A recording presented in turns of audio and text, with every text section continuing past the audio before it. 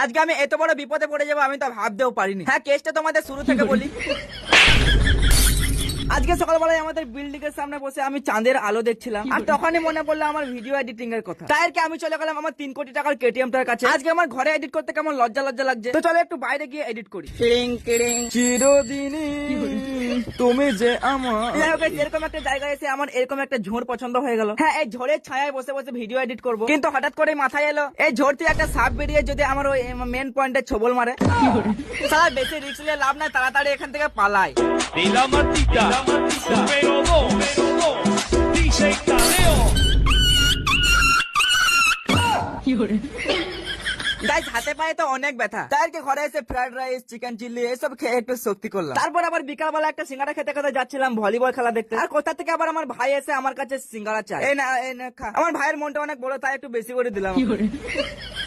এখানে আবার কতগুলো ফ্যান ফলোয়ার্স বলছিল আমাকে নাকি খেলাতে হবে। হ্যাঁ, খেলাতে তো নেমে গেলাম, কিন্তু খেলার নাম করে ওরা আমাকে এরকম করে মারবে আমি ভাবতে পারি। এবার তো আমি গ্যারান্টি মারবো।